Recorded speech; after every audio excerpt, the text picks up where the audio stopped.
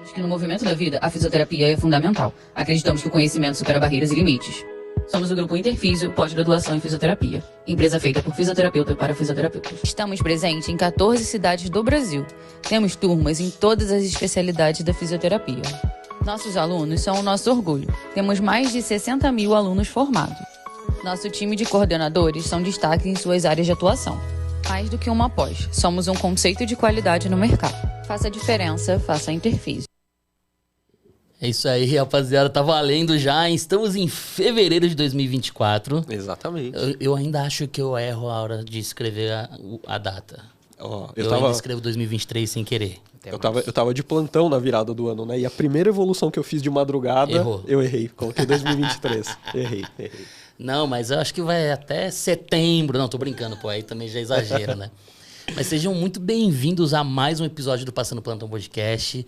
O episódio número 70 e lá vai quebrado. É só se dar uma olhada aí embaixo. O número do episódio que nós já temos muitas e muitas histórias que nós contamos aqui com apoio da Interfísio Cursos. Interfísio Pós-Graduações, muito obrigado a Interfísio. Você, fisioterapeuta que busca aí uma especialidade ou busca aperfeiçoar o seu conhecimento em cursos livres, conheça o trabalho da Interfísio, porque ela está presente em diversas cidades pelo Brasil. Exatamente, tem sempre uma aí pertinho de você, então vai lá, garanta seus cursos, não são só na área hospitalar, lembrando sempre, né, que tem todas as áreas de especialidade da fisioterapia, você pode achar aí uma pós-graduação, um curso, um preparatório para alguma prova aí, prova de título, concurso e tudo mais. Se quiser ter aula com a gente, faça Interfísio, né? A gente fala que a Interfísio tem grandes professores e a gente, que é um patamar um pouco mais baixo, assim. Não, inferior. Não, estamos num patamar abaixo. Não dá para se equiparar ao time da Interfísio. Mas é isso, careca. Você tá bom, filho? Bom demais, o senhor? Bom também. Depois de pegar uma chuva intensa, Miguel que eu diga, pegou uma baita chuva. Chove em São Paulo, hein? Eu já escutei o da Atena falando, chove em São Paulo. Bidaibages. Tava caindo a força aqui no estúdio, cara. Então não, deu uma baita chuva hoje. Inclusive por isso que atrasamos um pouco, né? Hoje provavelmente um episódio um pouquinho reduzido aí por conta da chuva aqui em São Paulo no dia de hoje que a gente tá gravando esse episódio aí. Mas bola pra frente, bora que a gente tem muita história aqui pra saber do nosso convidado de hoje. Um convidado internacional. Que é isso, hein? Atravessando o Atlântico, bicho. Temos pequenas barreiras linguísticas, creio que ele entenda bastante o brasileiro, que nós falamos brasileiro, né? É o português. O português, que o pessoal fala que o nosso português aqui foi totalmente alterado, né? Em algumas situações para melhor. Aí, ó, tá vendo? Primeira vez que eu escuto aí, isso, hein? É que ele tá sendo cortês, sendo cortês. Isso é culpa das novelas brasileiras aí, ó, que abrilhantam a televisão lá em Portugal. Apresente o nosso convidado especialíssimo, Ivens. Não, e o pior de tudo que eu achei que eu tinha a apresentação dele, mas na verdade o que ele me mandou foi aquelas sugestões que eu te mandei, né? Mas eu lembrei que a gente tá com um livro aqui à mãos e eu vou fazer essa pequena introdução aqui. Opa, já roubei aqui, ó. Ó, o livrão aqui onde ele é coautor, já tem aqui a apresentação dele aqui, mas a gente quer mesmo é saber da boca dele, né? Ele contando da onde que veio toda essa história aqui, ó. Miguel R. Gonçalves. Eu quero saber o que é esse R. Ramalho. Ramalho? Aí, ó, a gente sempre pergunta dos professores que a gente sempre conhece, que nem o Celso Carvalho, aí, mas tem as letrinhas no meio, a gente pergunta o que é essas letras aí no meio. Miguel Ramalho Gonçalves. Fisioterapeuta sênior, especialista clínico no departamento de pulmonologia da Universidade do Hospital São Paulo, em Porto, Portugal, professor associado da Faculdade de Medicina da Universidade do Porto, Portugal, e pesquisador sênior do Departamento de Pesquisa Cardiovascular da Universidade de Medicina do Porto, da Faculdade de Medicina da Universidade do Porto. Se tiver tudo atualizado, é isso. Se tiver desatualizado, ele vai nos atualizar agora. Faltou uma informação que já está intrínseca em quase tudo, né? Torcedor do Futebol Clube do Porto. Aí, tá vendo? Faz tudo no Porto. Ele proibiu falar o nome de um outro time aqui, que é uma companhia de ônibus que tem aqui em Jandira. Não vou falar o nome, tá? Quem sabe, sabe. Bem-vindo, Miguel. Obrigado por ter aceitado o nosso convite. Muito obrigado, Augusto. Muito obrigado, Ivans. É um prazer estar aqui participando nesta vossa iniciativa que tem tido uma importância brilhante na atualização dos fisioterapeutas do Brasil, e eu espero que também passe também para Portugal, porque mais uma vez a língua é a mesma, tirando um ou outro sotaque e outra expressão que vocês têm, que nós entendemos perfeitamente, ou percebemos muito bem, como nós dizemos em Portugal. Eu não vou perguntar como fala injeção lá, fica tranquilo. Exato, tá bom, obrigado. Exatamente. Nem se pode dizer. Não, aqui no Brasil é um problema. Ao vivo, tem que dizer, e está com um pi. Mas é isso, eu já, antes de vir para cá, estava a pensar quantas vezes eu já vim ao Brasil, e acho que a partir das 30 vezes, eu acho que já perdi a conta. Já vim mais de 30 vezes ao Brasil. Portanto, eu claramente acho que sou o fisioterapeuta português mais brasileiro de sempre. Tenho amigos desde o sul do Brasil ao Nordeste, passando por São Paulo, Rio de Janeiro. Fiz pesquisa no Brasil, orientei alunos de doutorado, de mestrado do Brasil. Tenho uma admiração profunda, genuína pela fisioterapia respiratória brasileira, que eu considero ser a melhor do mundo. Fica aqui registado, e acredita que eu já passei por muitos países, eu já dei conferências em 38 países diferentes, desde os Estados Unidos à Ásia, ao Japão, e não só a qualidade da fisioterapia respiratória brasileira que me surpreende, mas também a paixão com que é feita. Eu acho que se há fisioterapeuta apaixonado por aquilo que faz, é o fisioterapeuta brasileiro, e por isso é que me dá um prazer enorme vir aqui, e agora acrescentando essa paixão, essa qualidade assistencial. Recentemente, nos últimos 10, 15 anos, vocês tiveram uma explosão brutal do ponto de vista de publicações científicas, que ainda credibiliza mais a vossa intervenção. Portanto, eu acho que o mundo inteiro tem que aprender, tem que vir aprender como se faz fisioterapia respiratória no Brasil. E eu, cada vez que eu venho muito para ensinar, mas acreditem que quando eu venho para ensinar, eu regresso muito mais rico em termos de conhecimento de cada vez que passo cá. Ah, legal. E sabe quem chamou, foi a primeira pessoa a convidar Miguel a vir ao Brasil? Eu já espero grandes nomes. Em São Paulo. Grandes nomes. E que ele falou que assistiu o podcast dessa pessoa aqui. Tem alguns nomes a sugerir. Uma pessoa que aposentou recentemente. Peraí, que aposentou? É. Então, imagina que seja a professora doutora Maria Inês Filtrin. Exatamente. Então, estamos... Uma querida amiga, foi o primeiro curso que eu dei em São Paulo para fisioterapeutas, foi com a Maria Inês. E depois, logo nesse mesmo ano, vim ao curso de ventilação mecânica da USP, do Carlos, do Marcelo. A história da chuva é com o Postiô. A história que ela contou pra mim da chuva. Já não vou misturar uma história com a outra ainda. Senão você ia misturar tudo agora. Uma coisa de cada vez, né? Mas a primeira vez que eu vim ao Brasil, cientificamente, foi no Nordeste. Foi em Fortaleza, através de um querido amigo meu, que a gente se conheceu num congresso no Equador, em que era uma espécie de Copa do Mundo da ventilação não invasiva, que é o Congresso Ibero-Americano de Ventilação não Invasiva. Estamos a falar em 2002, 2003, portanto, há 21 anos atrás, em que foi organizado e havia um representante de cada país. Espanha levou 2 ou 3, eu vim de Portugal, e o representante do Brasil era um médico pneumologista chamado Marcelo Alcântara Holanda. Sim. De Fortaleza. Tem que é o idealizador do X-Lang, que é um simulador muito interessante. Tem publicações na área. incríveis. E a gente se conheceu lá, éramos os dois jovens, não é? E ele na altura ficou impressionado com o trabalho, na altura com o Cough Assist, etc.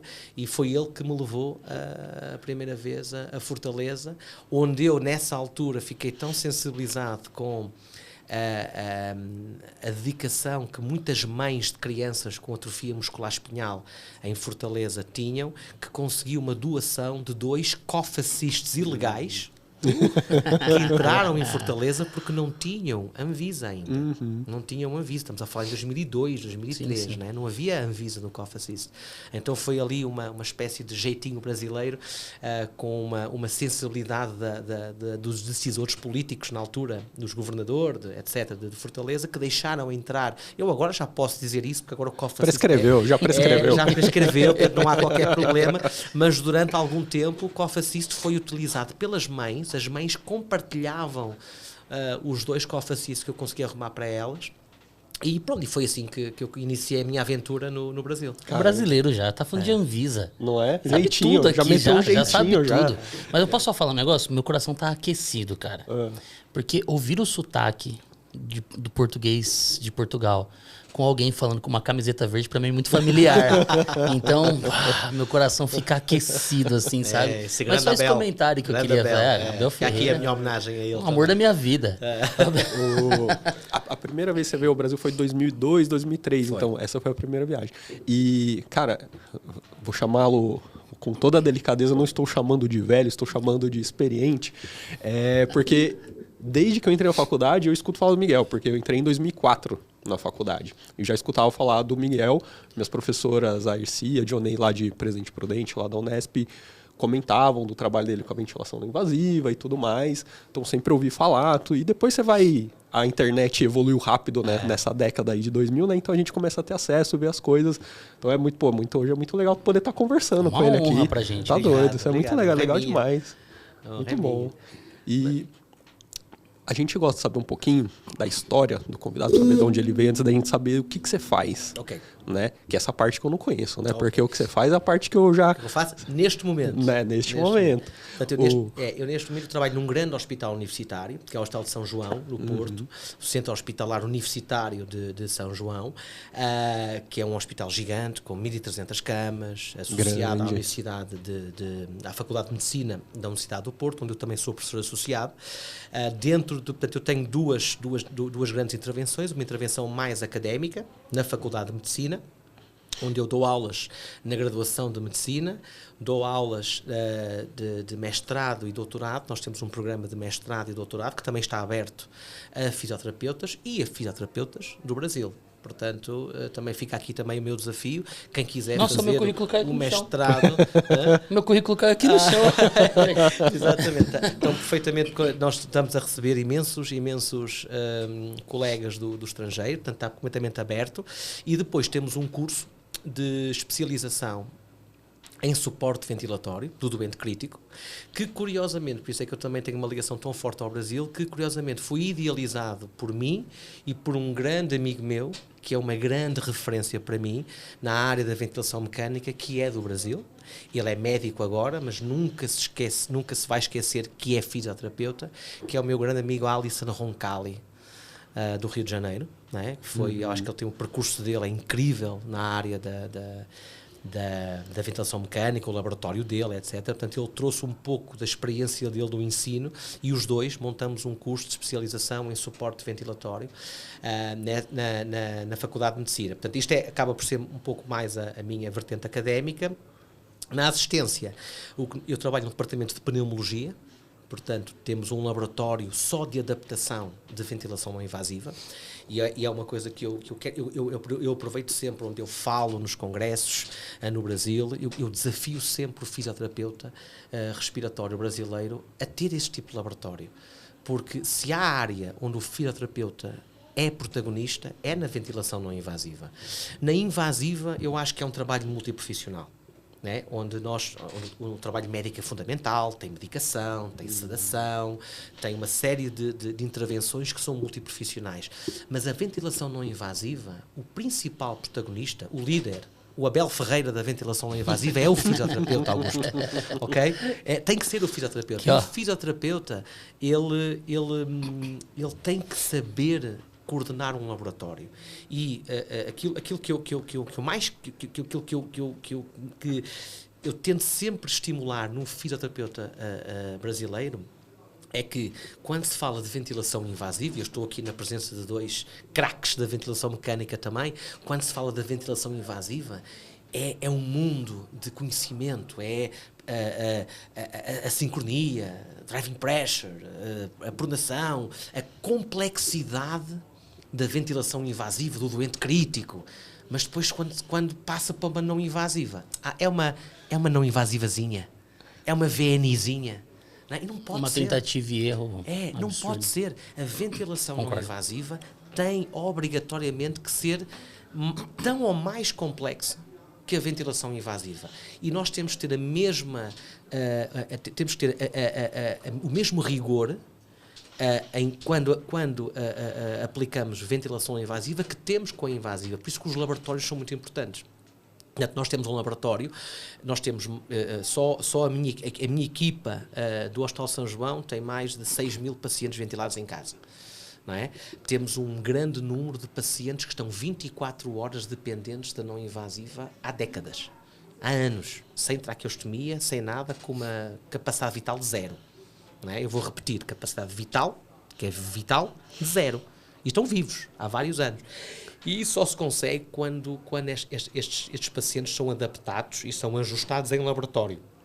Portanto, eu acabo por estar a trabalhar num laboratório de ventilação, onde nós recebemos, sei lá, 7, 8 doentes por dia, onde eles vêm, são adaptados, nós monitorizamos tudo, e depois tem intervenção também dentro da UTI, principalmente nos pacientes. Portanto, o meu hospital tem a sua própria equipa de fisioterapeutas que vai à UTI.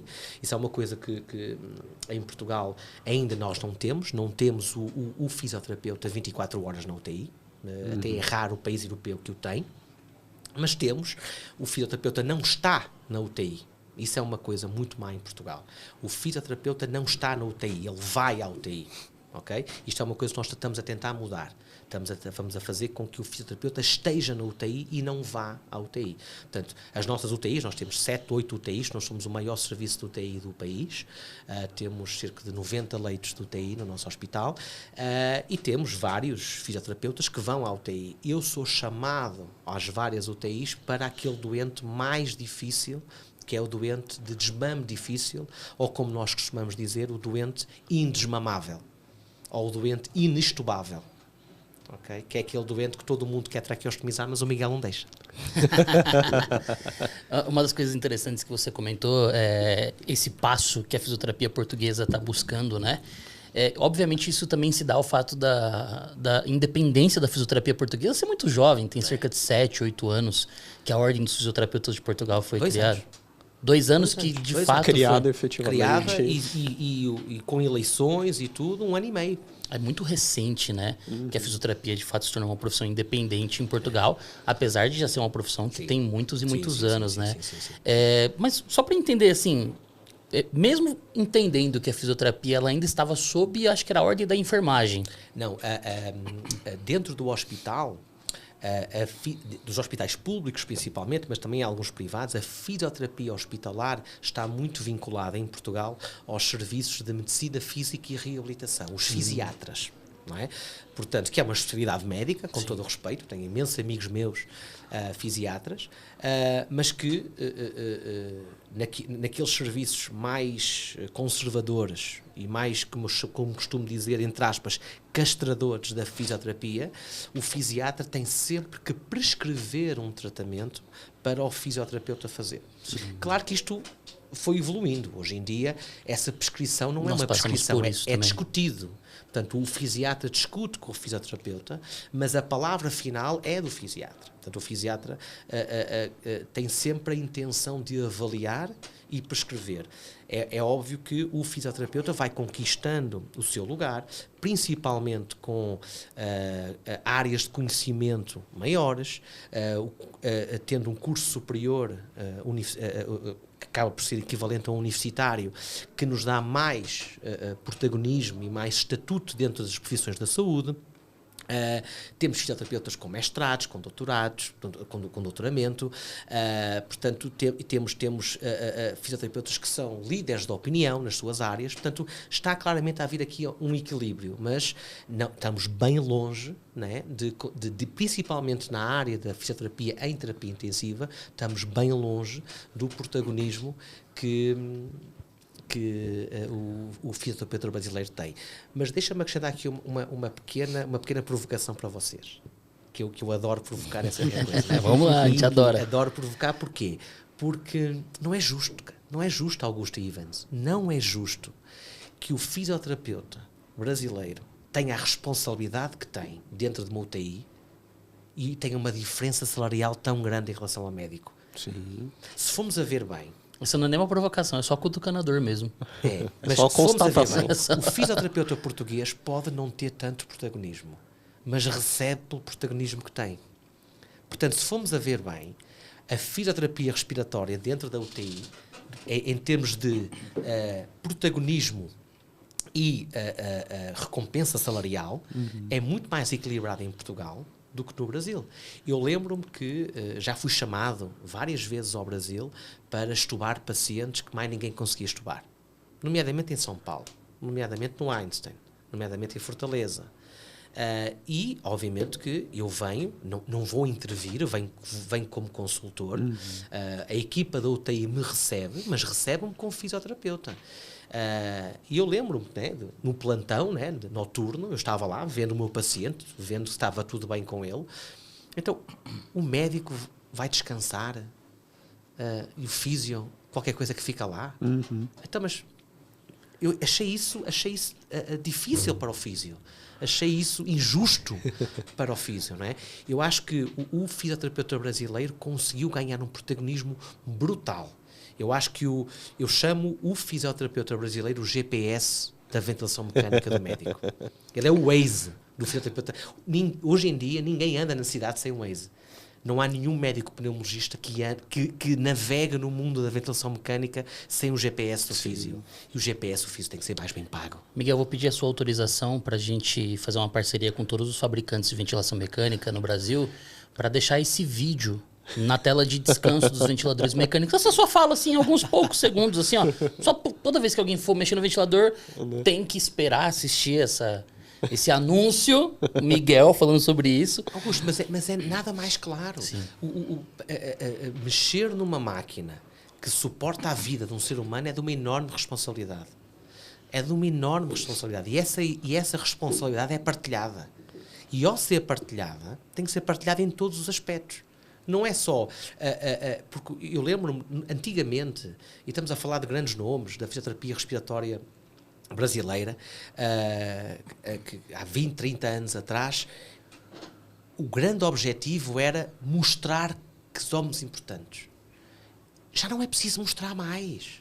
Já todos sabemos que o fisioterapeuta brasileiro, português, europeu, americano, é fundamental numa UTI. Não precisa... Antigamente, o médico deixar o fisioterapeuta ficar responsável por um desmame era uma honra. Agora não, agora é o dia-a-dia, tem que ser pago. Eu vou um pouco além com relação à responsabilidade, porque talvez aí seja uma outra provocação paralela, que é o quão o profissional da saúde no Brasil não é responsabilizado de fato pela relevância que ele tem. E não é dado na mão dele, mas o quanto ele não é responsabilizado pelo desfecho daquilo que ele faz. Existe uma cultura na saúde nacional de vamos tocando aqui bola, se a gente chegar no gol e der certo, beleza, se não der, na coletiva a gente vai lá e fala, não deu certo. E ninguém é responsabilizado pelos desfechos que muitas vezes não deveriam ser da forma como são. E eu vou ampliar isso a todos os profissionais. É óbvio que existem serviços que são serviços que levam isso a sério e que levam em consideração os indicadores, resultados, mas culturalmente no Brasil isso não existe. Então, vamos falar sobre um estudo recente que saiu de uma estimativa de 6 países de 17 mil mortes na Covid-19 pela hidroxicloroquina, e no Brasil não deu nada.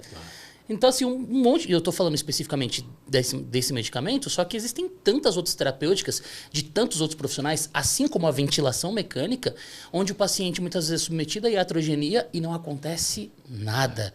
Então, sim, nós temos uma responsabilidade muito grande, mas eu imagino que existe uma necessidade que o profissional da saúde, de fato, seja responsabilizado pelo que ele faz. Isso vai dar crédito para que ele seja reconhecido financeiramente, para que ele seja credibilizado profissionalmente, mas principalmente para que ele busque o resultado que o paciente tanto espera. Então, acho que esse aspecto cultural é uma das provocações que a gente precisa ter aqui no Brasil. Mas eu vou te dar um exemplo, que você falou dessa discrepância que tem entre a responsabilidade e o que você ganha, e você falou mais claramente assim, entre fisioterapeuta e médico, porque é onde a gente vê bem essa diferença, né? Eu trabalhava num hospital aqui em São Paulo, grande, de 1.000 leitos. Eu vou falar do meu hospital, mas isso vale para muitos hospitais no Brasil, que tem a mesma realidade. Contrata lá, tô brincando. E aí, tem um celular que todo dia está na mão de um fisioterapeuta. E se tem uma intercorrência em qualquer lugar do hospital, qualquer pessoa consegue ligar nesse celular e achar um fisioterapeuta para ir ajudar nessa intercorrência. Não existe o mesmo procedimento para o médico. Eu chego na intercorrência e tô eu e a enfermeira que me chamou e não tem médico. Então, assim, o que me parece? Que a fisioterapia é muito mais importante que o médico, porque a gente tem como ser acionado a qualquer momento, em qualquer lugar, só que não tem como acionar o médico. Então, me parece que acham a gente muito importante a ponto de eu ter que chegar lá rápido e ter um meio de comunicação para isso. Mas não reconhecem, não é justo, não valorizam. É uma questão de justiça. Né? E isso mais cedo ou mais tarde, vai afastar os fisioterapeutas desta realidade. Já está acontecendo. Entendes? É um fenómeno, porque o fisioterapeuta vai atrás do desafio. O grande desafio era entrar na UTI, era mostrar. Eu acho que o fisioterapeuta não pode perder o respeito pelo poder que tem. Sim. Ele tem um poder tem um poder do conhecimento, tem o poder da pesquisa, tem o poder do rigor. E estamos a falar da ventilação mecânica, porque estamos a falar de um podcast de passando plantão, mas também podemos ir mais além, à mobilização precoce, às técnicas de expulsão de secreções, etc. Portanto, o fisioterapeuta é uma figura que é insubstituível dentro da UTI. E é uma figura que tem o seu poder dentro da equipa multiprofissional. E atenção, não quero ser mal interpretado aqui. Eu também acho que os médicos ganham muito mal. Sim. Não é? Muitas os médicos vezes, ganham sim. muito mal. Mas eu acho que os médicos também deviam ganhar mais. Não é? Porque eles também têm muitíssima responsabilidade. Não é? Estamos a falar de uma equipa salva-vidas. Não é? E quando temos numa equipa, isso acontece em todas as equipas, acontece, e vocês gostam de fazer a passagem para a gíria futebolística, não é? Quando temos a equipa do Palmeiras, falando aqui para o nosso amigo Augusto. Não é? É o Einstein, né? Não é? Portanto, temos aqui uma equipa do Palmeiras, onde na equipa, no 11 principal, temos 2 ou 3 temos jogadores que ganham muito mais do que o resto da equipa e não fazem tanta diferença como os outros jogadores não vão jogar tão bem. Sim. Porque eles vão ficar chateados. E é isso que pode acontecer dentro de uma UTI. Se o fisioterapeuta, que tem o poder que tem, que sabe que a sua intervenção vai ser diferenciadora, que sabe que vai ser protagonista, vê que não é recompensado do ponto de vista salarial e todo o mérito salarial vai para o médico, isso vai desmotivar o fisioterapeuta a querer ser melhor. Sim. Vai desmotivar o fisioterapeuta a fazer cursos. Porque a área da ventilação mecânica é uma área em constante crescimento. É toda não invasiva, vocês não imaginam. Não invasiva, todos os dias há algoritmos novos, máscaras novas, novas indicações. Não parou de crescer ainda. Portanto, um fisioterapeuta que não queira, que não se sinta motivado a evoluir, porque ele pensa assim, eu vou ganhar o mesmo. Sim. Isso o que é que eu ganho? Muito. Temos um paciente com uma lesão vertebromodular C2. Todo o mundo quer traqueostomizar. Vão condenar esse cidadão a ter uma traqueostomia a vida toda, que ninguém vai descanelar um C2, ok?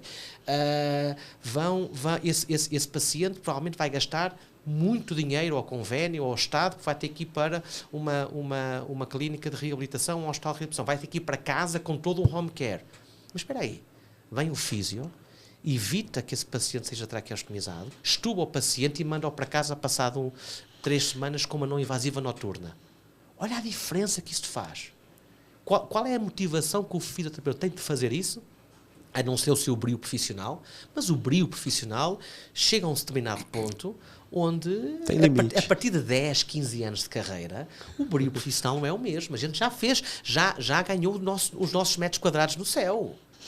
Não é? Todos nós já temos os nossos metros quadrados reservados no céu. Nós agora queremos é ter o retorno.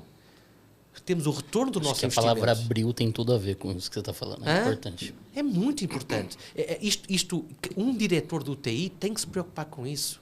Um diretor do UTI é um gestor de recursos humanos. E ele tem que ver os jogadores que têm a jogar. Se ele vê que aquele jogador que é fundamental está a ficar desmotivado, depois não é só isso, meus caros amigos. Eu acredito muito na meritocracia. Eu acredito que nem todos devem ganhar o mesmo. Quem investe mais, quem trabalha mais, deve ganhar mais. Quem faz a diferença deve ganhar mais, como uma equipa de futebol. Mas que não seja uma discrepância grande. Que todos tenham, que se todos forem de qualidade, todos ganham equivalente. E depois há uns que mais que destacam. Mas é o prémio extra. Mas aí a gente entra num problema, e que não vai dar pra gente discutir aqui, que a gente ia ter aqui a fundo, que é, pra gente chegar nesse ponto, a gente tem que saber de resultados. Claro. E aí, quem tá medindo esses resultados, quem tá gerenciando esses resultados, a gente vai para outra parte do hospital lá, administrativa e tudo mais, de gestão, que para eu saber quem é o fisioterapeuta que está trazendo esses bons resultados, alguém vai ter que começar a medir, vai ter que ter parâmetros, Isso é né? ciência. Exato. Isso é ciência. Isso é o fisioterapeuta. Eu vejo, eu tenho acompanhado muito a investigação, a pesquisa no Brasil, especialmente na área da fisioterapia respiratória, e durante muitos anos grandes pesquisas, grandes publicações saíram das universidades. Não é? Nomes importantes que publicaram, mas agora já começamos a ter fisioterapeutas da assistência a publicar. Sim. Isso é muito importante. Sim. Muito importante. O meu querido amigo, presto aqui uma homenagem, o meu querido amigo Bruno Guimarães do Rio foi capa de Critical Care. Não é? O seu protocolo de treino dos músculos inspiratórios para o desmame, não é? Que eu tenho umas discussões com ele por causa disso, porque eu achava que ele devia descanular muito mais do que ele descanula, mas isso ele já sabe. Isso é o segundo capítulo, não é? Mas foi capa de Critical Care. Não é? Portanto, qual é o intensivista, qual é o diretor do UTI que vai ficar indiferente a isso? Sim. Não é? E aí é nessas medições de resultados. Não sei, se calhar falamos com o Bruno, ele teve algum aumento salarial pelo número de desmames que teve, se já ficou, porque é tabelado, não pode ser. A tabela do fisioterapeuta tem que subir no Brasil, tem que ser recompensado. Exatamente. Ô Miguel, a gente está falando assim de responsabilidade e você falou há pouco da inserção do fisioterapeuta lá nos hospitais em Portugal, na Europa. Queria só que você falasse, porque a galera tem um pouco de curiosidade de saber, né, dessas coisas, de como que é fora do Brasil, como que é em outros lugares. Aqui no Brasil, eu costumo falar nas aulas que eu acho que o fisioterapeuta brasileiro ele tem responsabilidade demais nas UTIs. A gente assume responsabilidades que não deveriam ser nossas, inclusive. Deveriam estar na mão dos médicos, por conta dos problemas que podem surgir delas. Então, assim, a gente tem muita liberdade aqui no Brasil, né?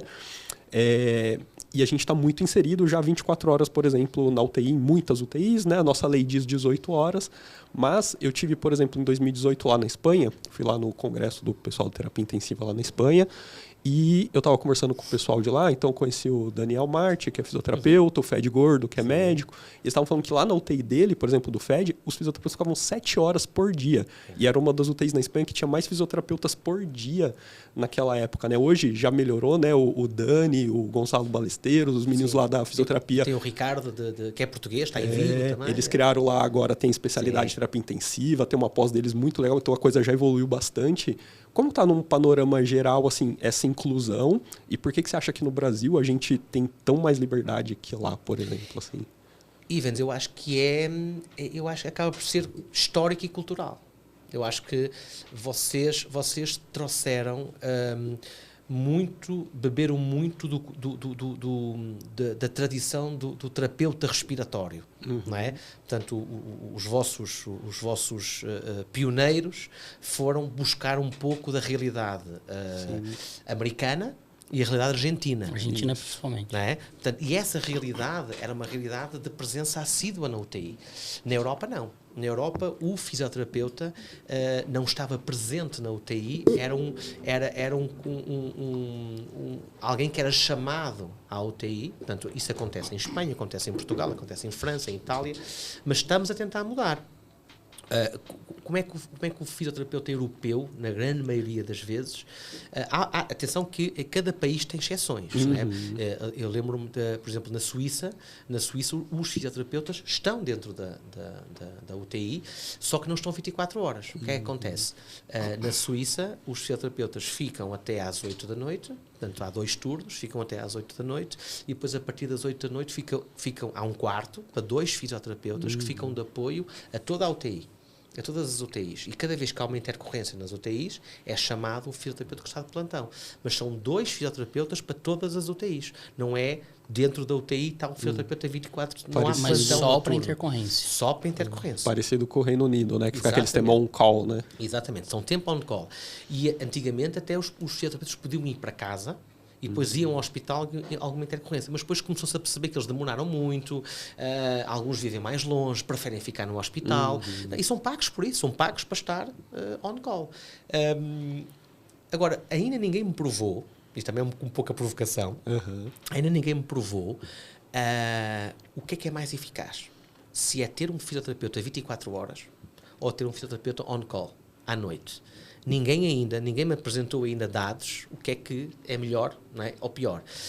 Sei é que fazemos muito menos, digo eu, fazemos muito menos à noite do que fazemos durante o dia. Não é? Ninguém vai estubar um paciente às 2 da manhã, digo eu. Não é? Eu estubo muito de madrugada. Ah, não posso já falar fiz, nada hein? porque eu estubo muito de madrugada, Já mas fiz. mas cirúrgico. Cirúrgico, tudo bem. Geralmente. Mas aquele paciente... Eu fui clínico chamado geralmente de é todos de os dia. nomes que você pode imaginar, mas já estudei muito. Já deu tudo certo. Não, eu não estou a dizer que não, mas... Mas muda, o realmente. mindset não é esse. Portanto, inserção do fisioterapeuta na UTI. Ele está no seu serviço, que não é o serviço de terapia intensiva, é o serviço de pneumologia, medicina física, reabilitação, etc. E é chamado para ir à UTI, faz o que tem a fazer, mobilização precoce, drenagem brônquica. Existe uma dificuldade do fisioterapeuta europeu de mexer no ventilador. Existe, claramente. O fisioterapeuta mexe no paciente, manipula o paciente, mobiliza o paciente, drena secreções, aspira secreções, até pode fazer, recentemente, eu estou muito ligado a isso, porque fui eu que introduzi isso na Europa, o cough assist na terapia intensiva, manobras de recrutamento com ambu, mas vamos lá mexer, vamos lá fazer um recrutamento no ventilador. Poucos fazem. Vamos lá fazer uma passagem de pressão controlada para pressão assistida. Vamos tentar iniciar o desmame. Muito poucos eles têm medo de mexer no ventilador. Mexer no ventilador ainda é um ato muito associado ao médico. A minha realidade, eu enquanto fisioterapeuta estou perfeitamente à vontade para mexer no ventilador.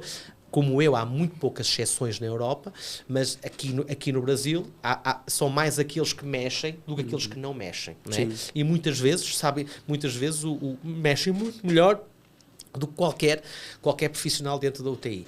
Mas essa é a grande diferença, é o poder de mexer no ventilador.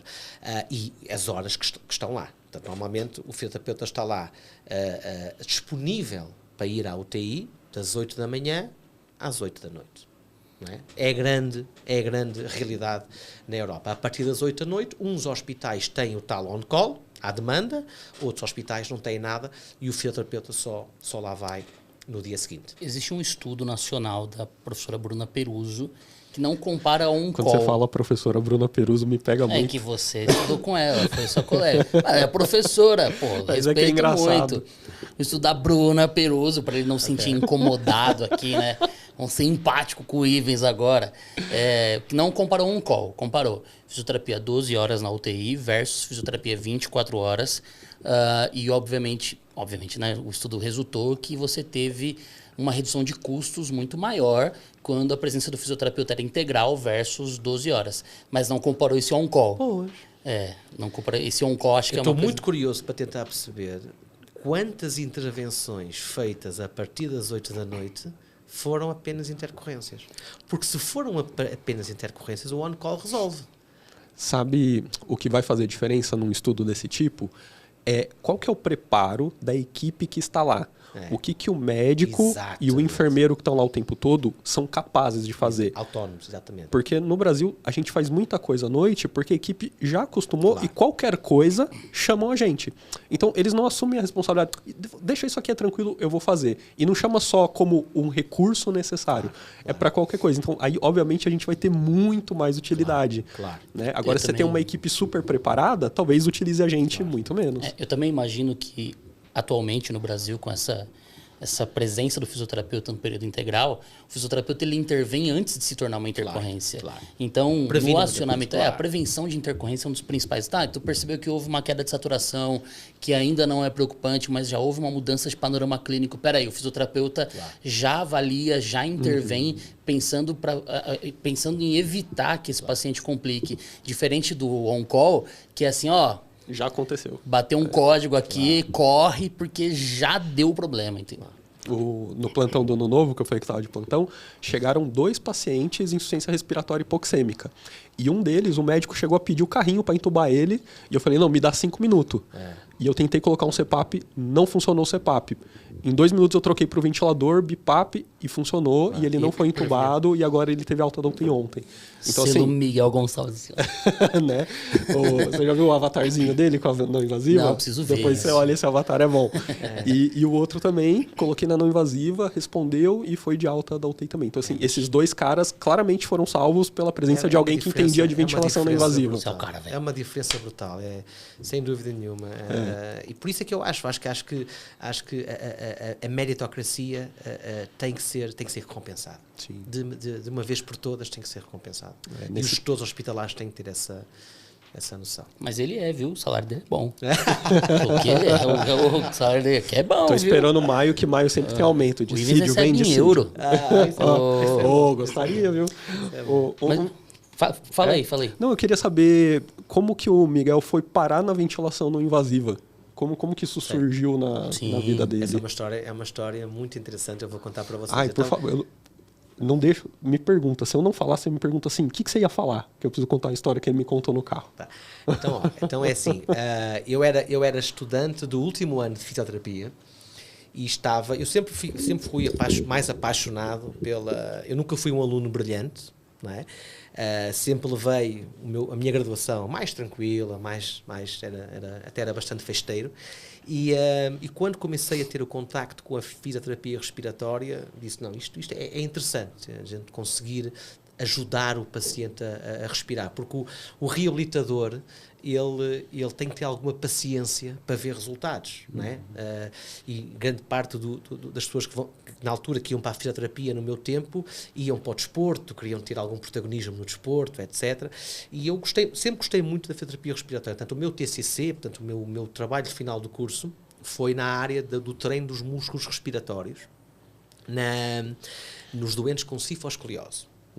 Portanto, na altura, estamos a falar no final da década de 90, um senhor que eu li muito na altura, que agora é meu amigo de casa, que é o Rick Oslink, da Bélgica. Meu amigo de casa. O Rick, eu li, quando era estudante, eu li muito os artigos dele, que ele estava a começar, a tese dele foi na área do treino dos músculos respiratórios na DPOC. E eu queria fazer uma população diferente. Então, na altura, a minha orientadora, que era uma pneumologista, que já tinha sido fisioterapeuta, agora uma figura importante na pneumologia portuguesa, desafiou-me a fazer este estudo. Eu comecei a fazer o threshold nos pacientes com cifoscoliose, aqueles bem tortinhos, pequenininhos, clássicos de cifoscoliose, e estava já a ter resultados e tal, já preparando o meu TCC, quando a minha orientadora me dá um artigo escrito por um senhor chamado John Bach, a contraindicar o treino dos músculos respiratórios para pacientes com cifoscoliose neuromusculares. E eu não estava a entender porquê. E então eu sempre fui muito... nunca fui politicamente correto, não é? Portanto, nunca tive muita formalidade. Então, na altura, eu hoje estou muito mais maduro, mas na altura era muito impulsivo. Disse, vou tentar perceber. Então, escrevi um e-mail ao John Bach, caro Dr. John Bach, vi o seu artigo e tal, gostaria que o senhor me explicasse, estou a fazer, sou português, estou a acabar a minha graduação e estou a fazer um estudo nos tifoscleróticos. E ele responde-me assim: estás a matar os teus pacientes. Nossa, mas é uma delicadeza. Estás a matar os teus pacientes. Meu Deus. Estás a fazer tudo errado. Estás a matar os teus pacientes, ok? E eu fiquei... E você achava que você não era politicamente correto. E eu fiquei revoltado com isso. Revoltado. Então o que é que eu fiz? Esse americano não só me está a insultar a mim, como está a insultar a minha orientadora. Então respondi por ele na hora. Tô pegando o avião agora. Não. Seu americano arrogante. Você diz que eu estou a matar. Você não, só por você ter esses resultados não quer dizer E que resultou os no outros livro não tenham. ainda, hein, Bel? Calma. E aí eu fui, escrevi. Não, mas insultei-o do pior. Então imprimi o e-mail. Né? E fui todo orgulhoso de ter com a minha orientadora. Miguel! Cheguei à minha orientadora e a minha orientadora escreveu assim: então, Miguel, você chegaste a perguntar ao Dr. John Bach de onde é que vêm esses resultados? E eu disse: sim, professora. E ele insultou-nos, disse-nos que nós estávamos a matar os nossos doentes. Mas eu respondi-lhe. Eu não fiquei com essa ofensa, não. Eu respondi-lhe. Insultei. Mas a cara da minha orientadora, ela pôs as mãos Queria na te cabeça matar. e disse: Miguel, você sabe quem é esse senhor? Eu, não. Um médico americano quer lá saber. Então, ó, faz o seguinte. Muito pedagoga ela. Vai à PubMed e escreve o nome de John Bach. Ai, meu Deus. Okay? E quando eu vou à PubMed na altura, né, estamos a falar em 99, escrevi o nome de John Bach, em 99 ele já tinha a módica quantia de 180 artigos publicados. Em 99. Uma sumidade em 99 já. Comecei a ver na internet, na altura a internet não é o que é hoje, não é? Comecei a ver lá no Windows e tal, e volto-lhe a escrever. Arrependido, caro Dr. John Bach. Era outro John que eu queria ter. Eu fui muito... Me confundi. Não, mas é muito direto. Fui impulsivo, não fazia ideia do seu percurso. Me desculpe, são coisas da juventude, mas eu queria defender o meu TCC e fiquei ofendido com o que você me diz. E não é que ele gostou? Ele não se ofendeu, ele gostou que eu tivesse confrontado e respondeu-me assim: Miguel, gostei da tua atitude, mostras paixão pelo que fazes, vem para cá e eu vou-te ensinar a salvar doentes. Às vezes o que falta é eu xingar os outros. Aí eu acabei o meu TCC, claro, com grandes limitações, por causa que o artigo dele destruiu o meu, porque ele sabe que você está a escrever um artigo a saber que você está fazendo uma coisa maravilhosa e vem um craque e os seus resultados eram bons? Aconteceu uma coisa parecida aí com o recrutamento, ouvi dizer, não é? aqui no Brasil. É, 2017. Aconteceu aqui umas coisinhas, mas tudo bem. Mas foi desse tipo. Então, eu vou para os Estados Unidos, portanto, largo tudo, acabo o curso, fico a trabalhar um pouco em Lisboa para ganhar algum dinheirinho para fazer. Os meus pais deram-me algum também para eu ir, e eu peguei no avião e fui ter com ele. Mal eu chego lá, impressionante, isto estamos a falar em 2000, né, já no ano 2000, mal eu chego em Nova York, em New Jersey, com a mala ainda, né, ele, você que é o Miguel, o português, então encosta aí a um cantinho, né? Portanto, vocês já viram alguma vez não sei se passou aqui o seriado aqui no Brasil, que é o Dr. House? Sim. Já, né? Dr. House é o John Bach, na altura, né? O capeta em pessoa, né?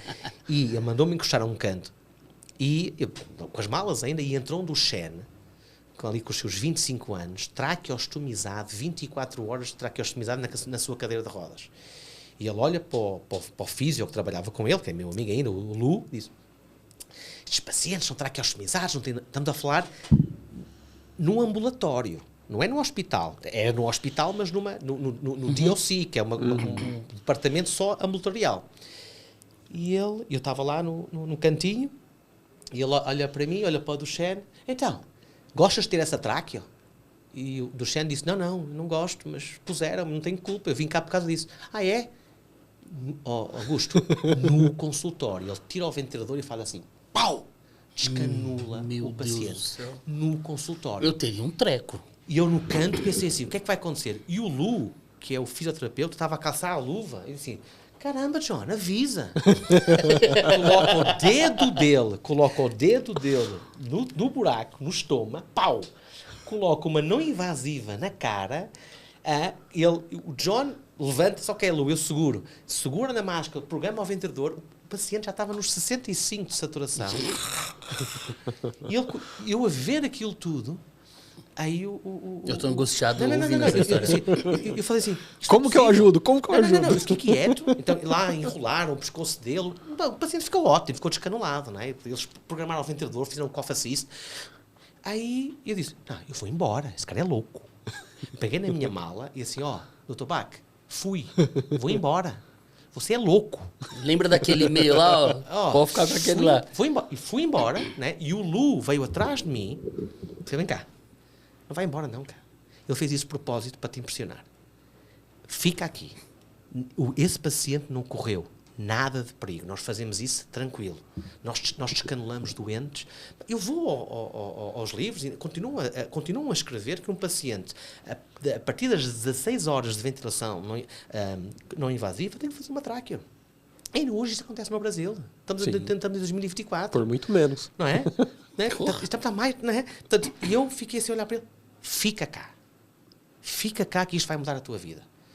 Aí eu respirei fundo, voltei. E quando eu voltei, o John Bach olha para mim. Então, Mariquinha, voltou? Né? Aí eu fiquei. E ele, aos poucos e poucos, fui conquistando, né?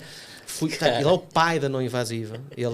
Vi pacientes em pulmão de aço, vi pacientes em peça bucal durante décadas, conheci o cough assist enquanto máquina, o enxuflador enquanto máquina, isso é outra história interessante, fui eu que levei o cough assist para a Europa, e também para o Brasil, através de Fortaleza. Eu sou, nessa altura, era uma espécie de traficante de cough assist, né? Porque eu só levava o cough assist para países onde ele não era aprovado. E eu entrei no mundo da ventilação mecânica através do pai da ventilação mecânica não invasiva. A minha escola de ventilação mecânica começa com a não invasiva. Ao contrário de muitos de vocês que começam com a invasiva e depois migram o conhecimento para a não invasiva, eu começo na não invasiva e migro os conhecimentos para a invasiva. E depois fiquei lá, e ele depois tornei-me fellow dele, e quando acabou o fellow, isso foi uma coisa que nós temos uma relação quase de pai para filho, não é? Portanto, este livro é o nosso filho, não é? Os dois, escrevemos este livro os dois. Quando acaba o meu fellow, ele disse, Miguel, não estás pronto ainda. Então, na altura, a esposa dele tinha acabado de falecer, câncer, ele estava a viver sozinho com o filho, e disse assim, Miguel, porque eu estava a viver numa residência, né? Lá vem viver comigo. Aí eu mudei-me para a casa dele, fiquei a viver com ele e com o filho, mais 4 meses. Porque ele achou que o meu treino ainda não estava preparado. E quando eu regresso a Portugal, porque eu senti que tinha que regressar a Portugal para levar toda esta bagagem de conhecimento, porque nada disto havia na Europa, não existia isto na Europa, ele chama o Emerson, que era a pessoa que fabricava os cough assists, né? Diz, dá uma máquina aqui para o Miguel. E disse, John, mas eu não posso levar esta máquina para a Europa porque eles vão me barrar na alfândega, não é? Aí disse, não, diz que é um aspirador. Tá bom. Aí eu cheguei a Lisboa, nunca mais me esqueço. Cheguei a Lisboa. Foi em agosto de 2001. Foi 15 dias antes, foi no final de agosto, foi 15 dias antes do fatídico ataque às Torres Gêmeas, em 2001. Eu chego a Portugal com uma caixa, ok? E... Cough assist enorme. Lá dentro, o primeiro, estamos a falar do Nexoflator, o preto, não é? Acho que chegou a ver um aqui na altura, não foi nessa altura, foi muito depois. Eu lembro que falei com o António Duarte, lá da Bahia, que ele chegou também a ir lá buscar um, mas foi muito depois disso, né? Aí eu chego a Lisboa e vem um típico português, polícia, né? da alfândega. Que é isso aí? E eu, isto é um aspirador. Aspirador? Quero ver. Não, típico bigodinho, português, daquele conservador. Aí eu abro, tiro e disse, que aspirador é esse? Eu disse, calma, deixa eu ligar, você vai ver. Aí eu ligo o cough assist e o barulho é igual. Aí eu digo, ele primeiro solta e depois aspira. E ele falou assim, nossa, a minha esposa ia adorar isso. Pois é, mas eu sou muito sofisticado com as minhas limpezas. Então isto aqui solta todo o pó e depois aspira. Ele, Mentira não é, só troca pó por secreção. Passou. Meu Deus do céu. E o primeiro artigo que nós publicamos no Chess em 2004 foi quando nós definimos as pressões dos 40 para menos 40, que na altura todo mundo falava que nós éramos loucos a fazer uma pressão no pulmão de 40 para menos 40, que dá uma diferença de 80, não é? Nós dizemos que o estudo começou em 2003, a coleta de dados foi em 2003, ok? Porque o estudo foi publicado em 2004. Na altura nós enviávamos os papers pelo correio, não havia submissões online. Mas é mentira, porque muitos dos pacientes incluídos nesse estudo já eram de 2002. Só que nós não podíamos dizer que era 2002 porque não havia a marca CE do Cough Assist. Então, o primeiro estudo europeu do Cough Assist teve uma manhinha de ilegalidade, mas que foi... E esse Cough Assist... Gente, nenhum advogado de direito internacional pode assistir esse episódio aqui, não. Não, mas foi engraçado porque esse Cough Assist foi partilhado por pelo menos 20 pacientes neuromusculares nossos, em que cada um deles tinha um número de telefone, cada um havia uma lista, e quando alguém precisava do Cough Assist, eles iam a casa um dos outros, então criou-se ali uma comunidade à volta do Cough Assist. Caramba. Que ele veio para a Europa. E só passado 2, 3 anos é que nós, com muita humildade, com muito cuidado, começamos a introduzir o Cough Assist dentro da UTI. E depois daí sai o nosso artigo do Critical Care, que é o randomizado. Mas eu tenho uma pergunta. Você deu um para a esposa do policial da alfândega? Não dei. Mas ele ainda hoje está à procura daquele aspirador que solta o pó. Com certeza. Ele fala assim, olha, nunca mais encontrei. Mas às vezes é preciso ter essa eu digo arriscar, estar ali no limbo de alguma ilegalidade. Eu acho que todos os grandes pioneiros, o próprio John Bach, vocês não imaginam o que ele fez na altura para tirar os doentes do pulmão de aço, não é? Ninguém queria, não havia máscaras na altura, não é? O John Bach contava-me que ele tirava os pacientes dentro do pulmão de aço e punha-os a ventilar com uma peça bucal. A peça bucal foi a primeira interface de não invasiva do mundo. Vocês pensam que foi aquela máscara grande da DPOC? O Laurent, o Brochard, só vem no final dos anos 80, com o estudo do England. Né? Isto começou nos crónicos. E o John tirava os pacientes do pulmão de aço na década de 70 e colocava na peça bucal. Mas os pacientes não queriam voltar para o pulmão de aço. Tem uma foto que você mostrou aqui no livro do John Bach. Mas isso é com a nasal. Sim, com a nasal. Com a nasal. Porque quando ele vai para a França e introduzir a ventilação por peça bucal na França, houve um francês chamado Yves Rideau que lhe disse, porquê é que tu não ventilas pelo nariz? Ele diz, não pode ser, porque foge o ar pela boca, tem fuga pela boca. E o francês perguntou, como é que você sabe? Já experimentou? Aí foi quando o John desenvolveu uma interface feita à medida, onde ele colocou 2 catéteres urinários, uma em cada narina, se ligou um ventilador, ligou um ventilador e viu que não saía ar. E, ao mesmo tempo, estamos a falar isto no final dos anos 70, início dos anos 80, na altura não havia internet. Portanto, na mesma altura que John estava a desenvolver a ventilação nasal em pacientes neuromusculares difíceis, na Austrália, um médico chamado Colin Sullivan estava a desenvolver uma máscara nasal ligada a um aparelho de pressão contínua que depois veio a chamar CPAP para a apneia do sono. Então, quando os dois se encontraram num congresso, o John pega nas máscaras de CPAP do Sullivan, leva para Nova Iorque e publica o primeiro artigo de ventilação nasal. Porque CPAP nasal não é ventilação, é via aérea para a apneia do sono. Sim. E essa é a história. Portanto, tem sempre que haver alguém que vai um bocadinho além, até a roçar alguma ilegalidade, sem prejudicar ninguém, como é óbvio, sem pôr ninguém em risco, mas os grandes pioneiros ultrapassam essas barreiras, não é? Portanto, e nós fomos, vocês não imaginam, eu e o John Bach, no início deste século, fomos apelidados de loucos, não é? Eu acho que, como dizia Schopenhauer, que era um bom compositor, toda a verdade passa por 3 fases. Primeira é ridicularizada. Segundo, é violentamente feita a oposição. Terceira, é aceito como sendo sempre verdade. Portanto, e foi isso que nós passamos com a ventilação não invasiva de doentes difíceis, com a introdução do cough assist, etc. Portanto, esse foi o meu mundo, que ainda hoje continua a ser, porque ainda hoje se cometem muitos erros nesta área de intervenção. A gente recebeu aqui o Gerardo, que Sei. contou muito dessa história Sei. de um rapaz que chegou na UTI lá, que ele trabalhava em Buenos Aires, com uma maleta branca que tinha um CPAP, ele não sabia o que era. A gente recebeu aqui também a professora Carol Fu, que conta que a Carmen trouxe umas máscaras numa bolsa. Do Congresso Europeu pro trouxe Brasil. do Brochar, falou assim, ó, estão começando a usar isso aqui na Europa. Sim. Então, de fato, é assim que as coisas são introduzidas até que tem um registro da Anvisa, da FDA ou do país que você atua. Mas uma coisa que você comentou, acho que era um gancho que eu precisava para puxar para cá, com relação às diferentes maneiras que a gente pode utilizar um recurso não invasivo para ventilar um paciente. A gente que é da terapia intensiva, a gente está muito acostumado à ventilação mecânica não invasiva para insuficiência respiratória aguda. Então, como o Ivens comentou aqui no plantão de Réveillon, evitar a intubação ou conduzir um paciente até que ele seja intubado de maneira segura, reverter. Só que existem muitas outras.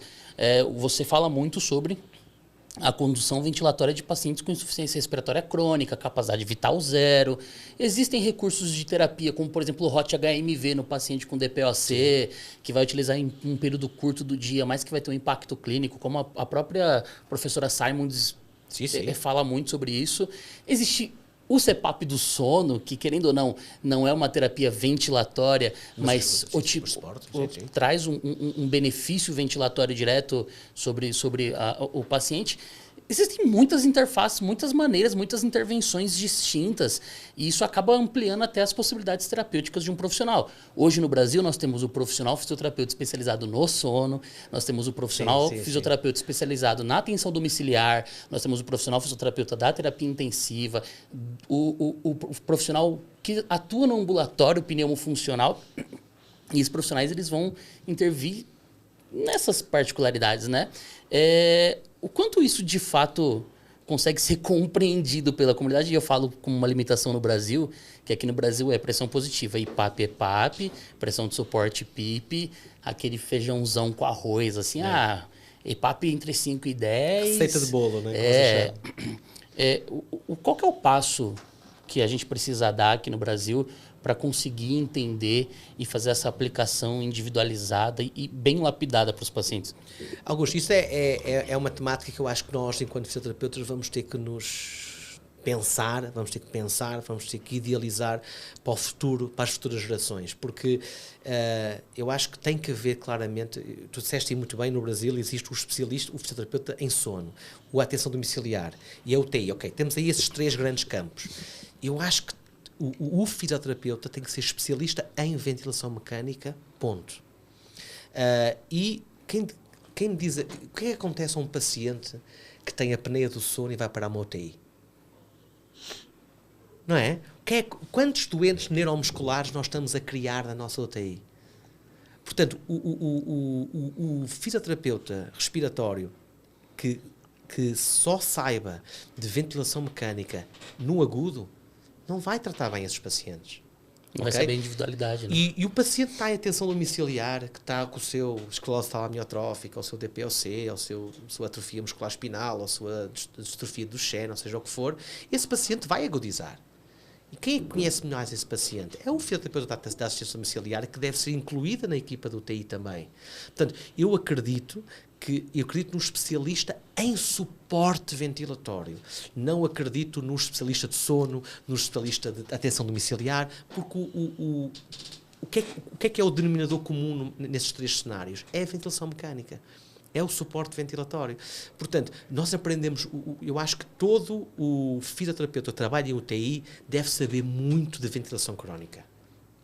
Se forem a ver bem, mais de metade dos pacientes que vocês recebem na UTI não são pacientes agudos clássicos, são pacientes crónicos agudizados. E aquele DPOC que vocês recebem com pH de 7.1, com CO2 de 80, a entrar na vossa UTI, se calhar se estivesse com uma VNI no domicílio, já não chegava com uma exacerbação tão grave. E se tiver uma doente com esclerose amiotrófica em casa e vai para o hospital, não se pode dar oxigênio. O fisioterapeuta da UTI tem que perceber que o problema dele não é a oxigenação, o problema dele é secreções. Temos que tirar as secreções desse paciente. Portanto, tem que haver claramente aqui uma partilha de conhecimento. Portanto, eu desafio muito, e aproveito este podcast, e vocês têm a Interfísio e têm esta ligação, fazer uma especialidade em suporte ventilatório, que foi isso que nós fizemos em Portugal. Portanto, quando no curso que nós damos em Portugal, não é? Que é um curso de 1 ano, okay? É um curso de 1 ano, nós falamos temos para aí 2 ou 3 meses só a falar de invasiva, tudo, até ECMO nós falamos, mas depois vamos para o crónico, vamos para o sono, ou seja, desde o CPAP, passando pelo alto fluxo, até à ventilação mais complexa que vocês possam imaginar, o especialista tem que dominar todas essas áreas.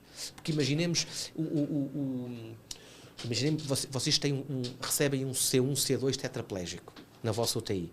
Qual é a probabilidade desse paciente sair da UTI com uma tráqueo? É enorme.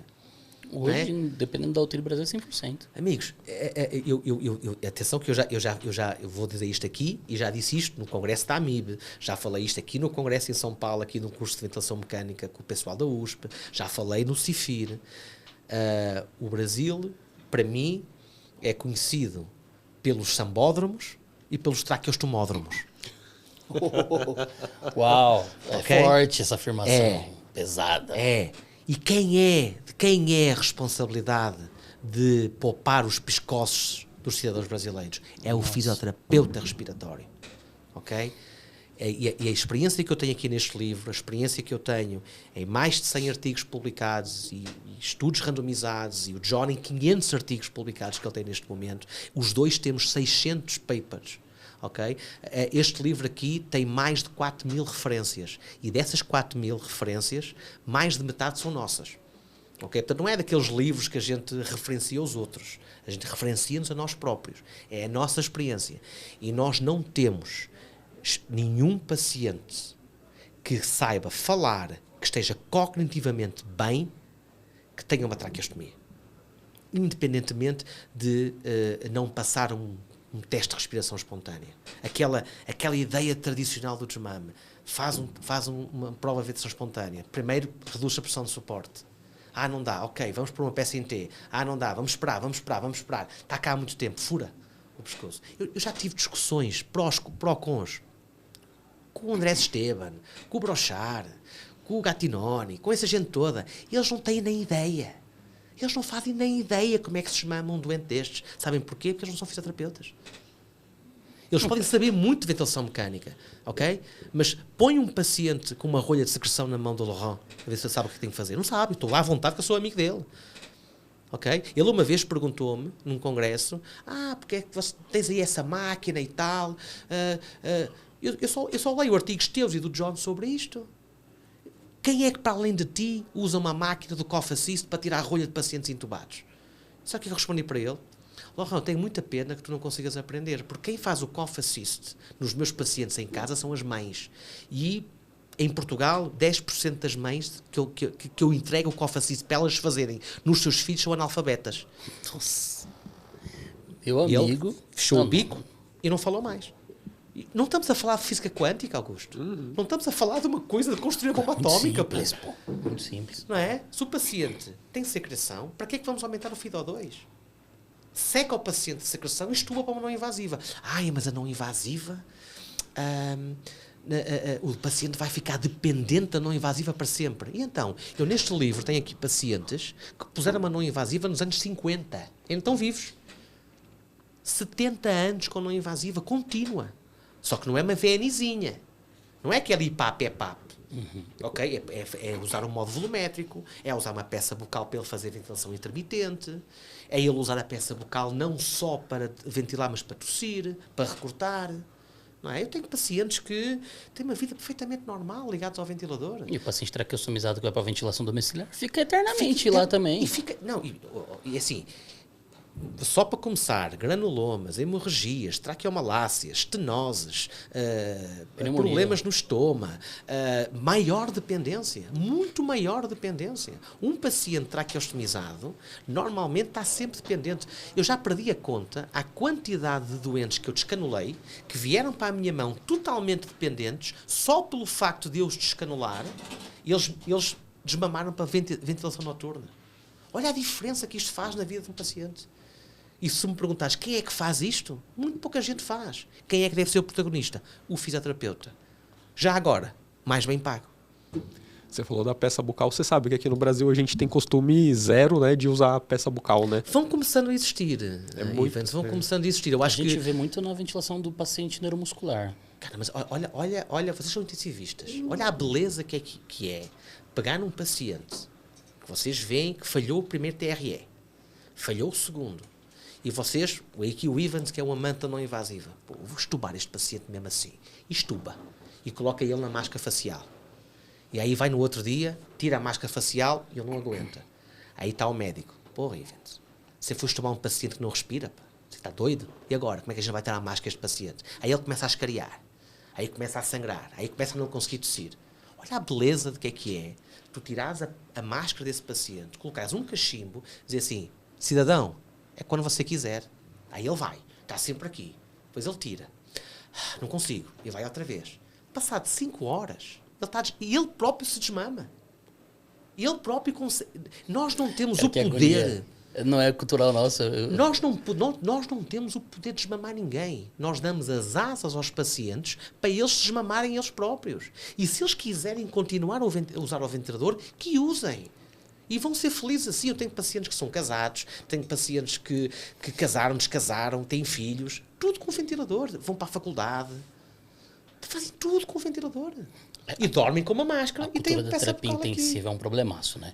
Tem estudo na terapia intensiva que fala que a traqueostomia acelera desmame, pô. Não há, é assim, não há nada, até agora, não há nenhum estudo que me prove que a traqueostomia precoce é melhor que a traqueostomia tardia. Nada. Né? E eu aprendi isso com os queimados. Não, mas eu digo, esse aspecto cultural, tem estudo que te sugere. Augusto, sabes qual é a principal indicação da traqueostomia? É livrar o leito. É porque tu não consegues livrar o leito de um paciente entubado. Isso é muito... É assim, sabes como é que nós começamos a convencer os nossos intensivistas a parar de traqueostomia no nosso hospital? É não aceitar estes pacientes fora da UTI. A partir do momento que nós deixamos de aceitar estes pacientes fora da UTI, traqueostomizou, tens de ficar com ele. Nós não vamos aceitar na enfermaria de pneuma um paciente traqueostomizado e ventilado. Mas você sabe que aí é uma brecha para você falar como que é lá. Aqui tem um outro ponto que faz traqueostomizar. 2, né? Primeiro que culturalmente, nos hospitais, as pessoas têm dificuldade de aceitar uma ventilação não invasiva contínua. Aqui, não sei se você sabe da cultura da VNI de horário, 1 hora de manhã, 1 hora de tarde, 1 hora de noite. Então, assim, não é por objetivo, é por horário. E aí, tem que acordar de madrugada o cara para pôr no invasivo. Nossa. E dá aí, uma cólica só de e aí o que acontece com uma ventilação não invasiva contínua? A carga de trabalho da equipe para cuidar desse paciente, obviamente, é maior do que para cuidar de um traqueostomizado que está ali conectado. Né? Então, assim, e aqui no Brasil a gente tem uma equipe dentro da UTI o tempo todo que é muito pequena para o número de pacientes. Então, é um médico para cada 10 leitos, um fisioterapeuta para cada 10, uma enfermeira para cada 10 e um técnico para cada 2, que é o único que está mais dimensionado. Então, a equipe às vezes fala assim, a gente não dá conta de cuidar desses caras que estão no não invasivo o tempo todo, é melhor traqueostomizar que a gente cuida melhor deles. Essa é também uma coisa que falam, né? Mas está errado, Ivan, está errado. Eu vou-te explicar porquê. O paciente traqueostomizado dá muito mais trabalho. Porque tem muito mais secreção, está muito mais dependente, tem muito mais perigo de desconexão, tem tudo contra ele, está muito mais dependente do ventilador. E depois tem aquela história, ok, vamos deixar 2 horas com, 1 hora sem, 2 horas... Né? A traqueostomia em si é prejudicial para o doente. Não é? Não há dúvidas que a ventilação não invasiva é mais fisiológica e menos agressiva. Só pelo facto de ter 2 palavras que é não invasiva. Okay? Pronto. E depois eu acho que faz falta ao fisioterapeuta que trabalha na UTI um pouco de experiência no doente crónico. Por isso é que eu acho que não pode haver o fisioterapeuta. Quando vocês constroem uma especialidade, vocês não podem construir essa especialidade com base no local onde trabalham, porque esses pacientes estão em todo lugar. Portanto, se tu, enquanto especialista em suporte ventilatório, tiveres um conhecimento de ventilação não invasiva, do crónico, isso vai-te dar muitas armas para tu fazeres isso dentro da UTI. Então, estubas o paciente. Durante o dia, o paciente não te vai dar trabalho. Eu vou-te explicar porquê. Colocas uma peça bucal na boca dele, ele não vai escariar, ele vai à peça quando quer, ele está a fazer o seu próprio desmame, quer tossir, vai e tosse. Se estiver um pouco cansado, faz o cofacice pela máscara, tem muito menos excreções porque não tem um corpo estranho no pescoço, na traqueia, ok? E durante a noite dorme com uma máscara, como milhões de pacientes dormem com uma máscara à noite. Eu? Você dorme com uma máscara? Durmo. Pronto, olha, está aí o Augusto que, né? Mas eu acho que uma das coisas interessantes é o investimento. A gente está acostumado no Brasil, e eu falo nos serviços menos abonados. Na média, a maioria. Você não tem um dispositivo, um recurso de ventilação mecânica não invasiva tecnológico. Você tem ou aquele BiPAP ST muito antigo, ou ventilador mecânico com um delay de disparo absurdo. Faz veneno Inter 5 no andar. Você não tem uma interface confortável. Então, você tem aquela máscara oronasal de insuflar o balonete. Hoje, o que é presente no Brasil, por exemplo, de uma interface tecnológica como uma máscara de ponta de nariz, que tem dupla lâmina, vamos dizer assim, ou que tem aquele gel. Isso é no sono. Né? No sono, onde o paciente ele vai adquirir ali, particularmente, a interface dele. Isso não é encontrado nos serviços. Então, vai ter aquele circuito de duplo ramo pesado, que vai ficar... O trabalho é muito maior pela falta do recurso adequado, né? E aí acaba se... Mas eu tenho a solução para isso. Sim. Eu tenho a solução. Sabes qual é a solução? Diga. A solução é investimento da indústria dentro da UTI. Porque tu vais a um congresso de UTI, vais a uma AMIB, vais a um congresso de terapia intensiva, e não é só aqui, vais ao congresso da Sociedade Europeia, vais ao congresso de Bruxelas, do Vansan, e tu não vês nos stands de ventilação estas máscaras, estas peças bucais, nem o cofacice tu vês. Porquê? Porque esse tipo de equipamento está associado ao domicílio. Então, os bons ventiladores de não invasiva, o cofacice, as grandes máscaras, estão na atenção domiciliar. O que eu acho que a Philips, a ResMed, a Brez, todos estes equipamentos, as próprias empresas de home care, como a Lumiar, a Lockmed, a Vivisol, a Vitalair, e entre outras, devem ir à UTI e fazer uma demonstração dos seus equipamentos. Porque é que empresas como a Lumiar, a Lockmed, ou essas empresas da home care, que loca equipamentos para o domicílio, porque é que não loca esses mesmos equipamentos para a UTI? Porque é que não oferece máscaras à UTI, para a UTI ganhar mão? Eu acho que é paradoxal uma UTI dizer que não tem dinheiro para investir em máscaras e na não invasiva, mas depois os pacientes em ECMO. Espera aí. Qual é a percentagem de pacientes que vão para a ECMO e qual é a percentagem de pacientes que fazem uma não invasiva ou um alto fluxo hoje em dia? É só fazer as contas. Uma coisa é dizer-me assim, não estão disponíveis esses equipamentos. Estão no lugar errado. Eu acho que as empresas, isto é um desafio que eu faço aqui às empresas de atenção domiciliar do Brasil, que passam a ser, em vez de atenção domiciliar, atenção ventilatória. E a atenção ventilatória vão atrás do paciente. E o paciente pode estar em casa como pode estar dentro da UTI. E isso vai facilitar muito o trabalho dos fisioterapeutas que trabalham na UTI. Porque já vão... Uma peça bucal, Augusto, custa R$20. Uma peça bucal, uma coisinha de plástico, custa R$20. Ok? Isso... As máscaras mais sofisticadas, a pronga, aquelas máscaras de gel, 600, são caras, reais. tudo bem. Mas o papel de introduzir esses equipamentos de UTI são das empresas.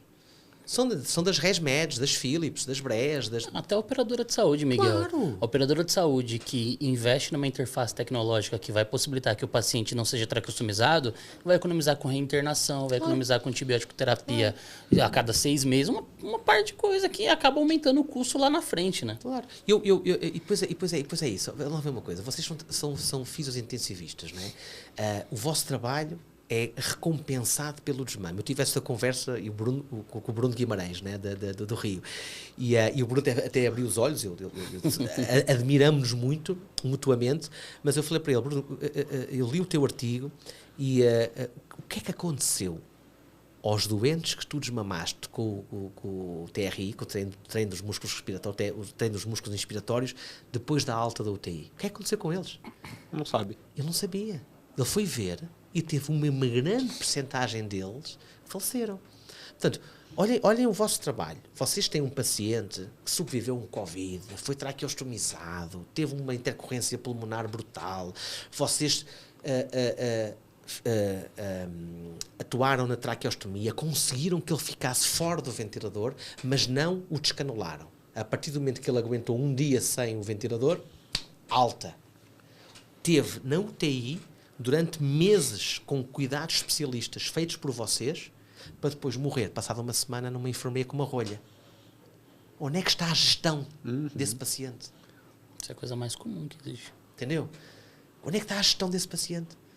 Não é? E esse paciente vai morrer, te garanto, esse paciente vai morrer muito menos se sair da UTI sem tráqueo. Eu te garanto. Uma das coisas que o Ivens fala muito em relação à reabilitação. O paciente crônico, traqueostomizado, polineuropata ou na FAUT, é o paciente que mais precisa de atenção. Claro. É o paciente que mais precisa de cuidado. E muitas vezes é o mais abandonado.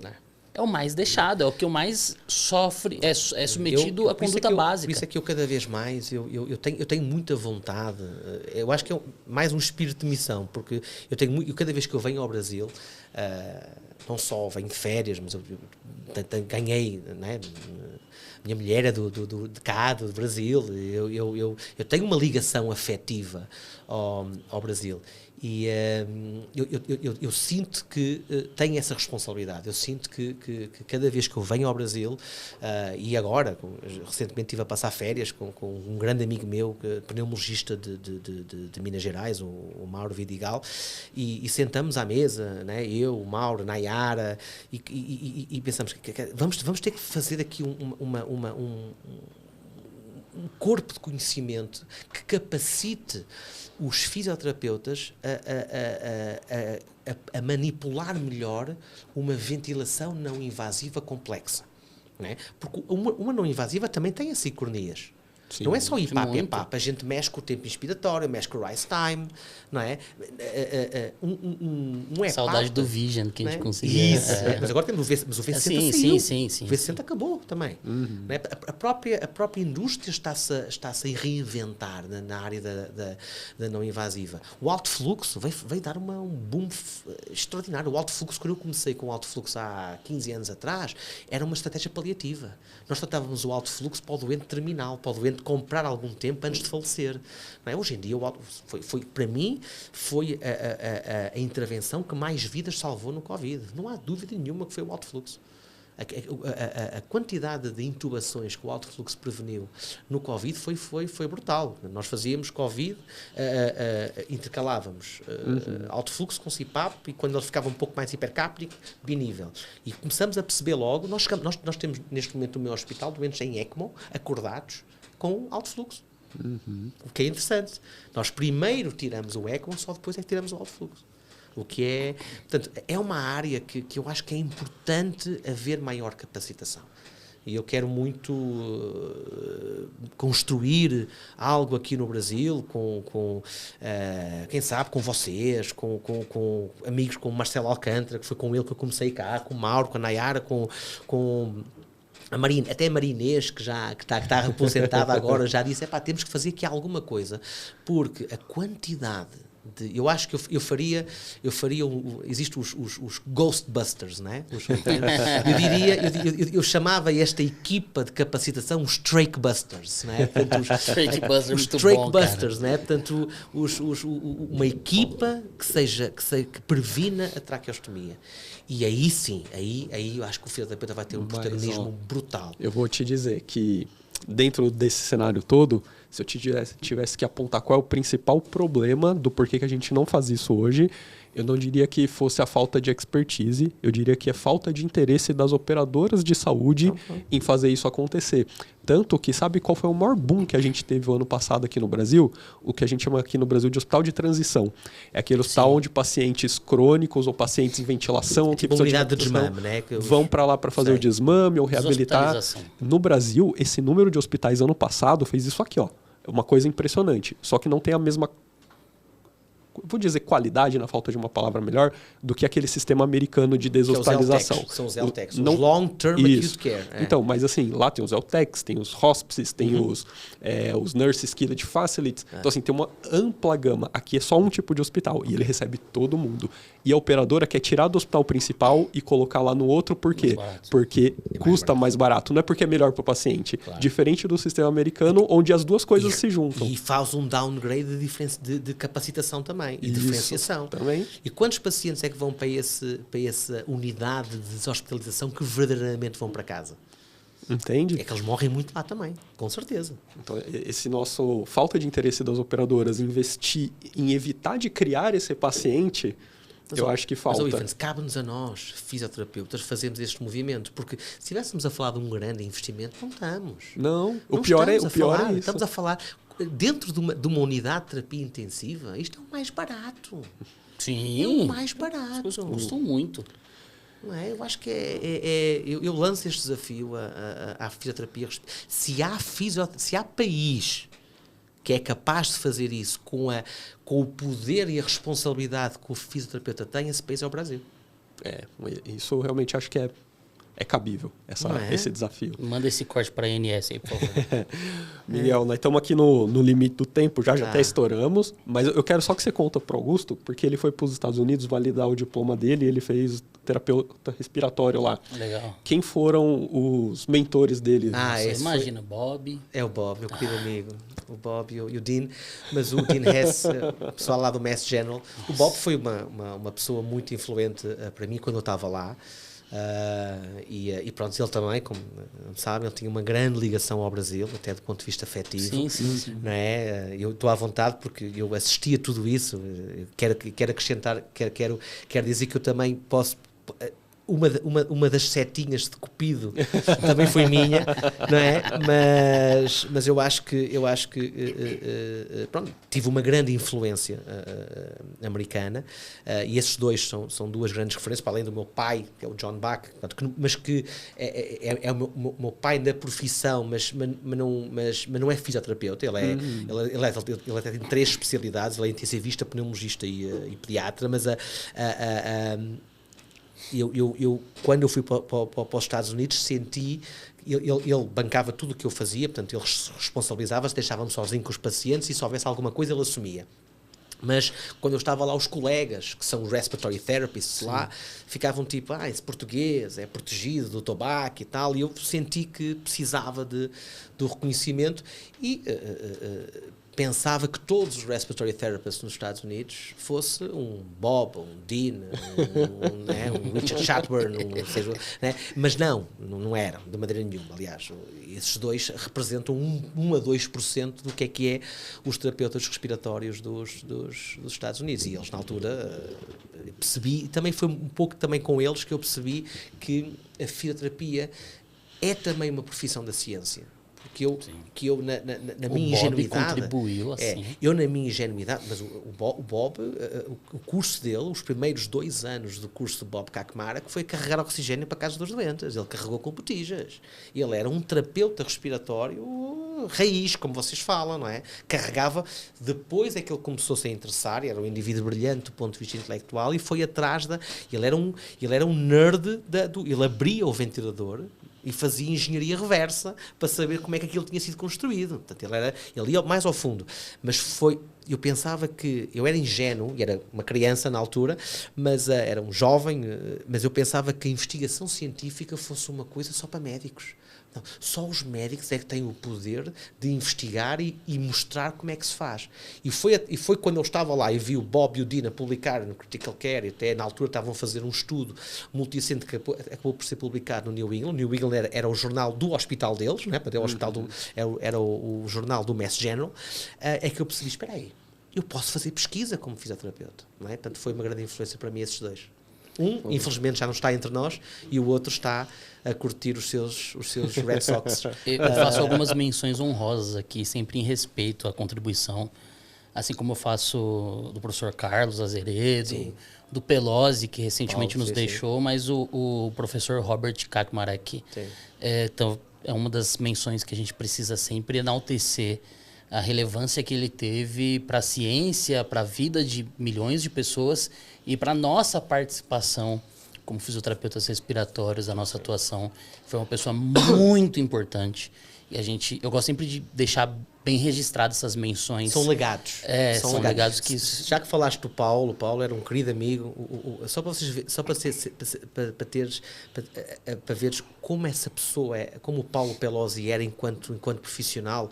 Vai haver um congresso, houve agora um congresso em dezembro, no México, que é um grupo de fisioterapeutas de Argentina, Uruguai, Chile, e eu era para ir, mas depois acabei por não ir, acabei por não conseguir ir, e no programa estava lá o Paulo Pelosi, e o Paulo Pelosi já tinha falecido, e já estava lá nesse programa, e eu pensei, o Paulo deve ter aceito.